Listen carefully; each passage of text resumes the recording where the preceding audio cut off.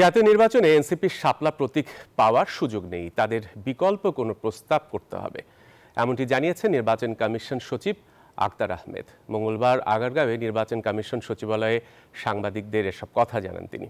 বলেন, আগামী 28 সেপ্টেম্বর থেকে বিভিন্ন অংশীজনের সঙ্গে সংলাপ শুরু করবে ইসি। শাপলা প্রতীক নিয়ে দেশের বিভিন্ন অঞ্চলে প্রচার চালিয়েছে এনসিপি। নির্বাচন কমিশনের কাছে তারা শাপলা প্রতীক চেয়ে আবেদনও করেছে।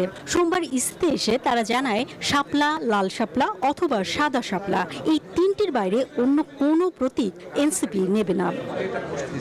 তবে তালিকায় শাপলা না থাকার কথা বলছে ইসি। মঙ্গলবার সাংবাদিকদের একথা জানান ইসি সচিব আক্তার আহমেদ। তিনি বলেন, ইসির শিডিউলভুক্ত 115টি প্রতীকের মধ্যে শাপলা নেই। এনসিপিকে বিকল্প প্রতীকের বান্ডেল থাকলে প্রতি সেনমানিতে টাকা বাঁচবে। বিকাশ সেনমানি বান্ডেল কিনে জিতুন প্রতি লেনদেনে। প্রস্তাব করতে হবে।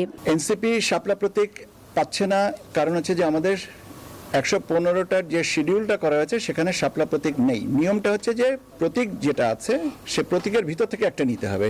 সে প্রতীকে যদি শাপলা প্রতীক না থাকে তাহলে দেওয়ার সুযোগটা কোথায়? ইসি সচিব জানান, 28 সেপ্টেম্বর থেকে অংশীজনদের সঙ্গে সংলাপ শুরু হবে। রাজনৈতিক দল, নির্বাচন বিশেষজ্ঞ, জুলাই যোদ্ধা, এনাদের সাথে আমরা পর্যায়ক্রমিকভাবে আমাদের আলোচনাগুলো শুরু করব এবং আমরা প্রাথমিকভাবে কমিশন সিদ্ধান্ত নিয়েছেন যে 28 তারিখ থেকে করা হবে এবং একটু গ্যাপ দিয়ে করতে হবে। এনসিপি সহ নতুন রাজনৈতিক দলগুলো এখনো নিবন্ধন পায়নি। এসবের নথি এখনো পর্যালোচনার পর্যায়ে রয়েছে বলে জানান ইসি সচিব। ধন্যবাদ আপনাদেরকে। অন্তরা বিশ্বাস, নিউজ 24, ঢাকা।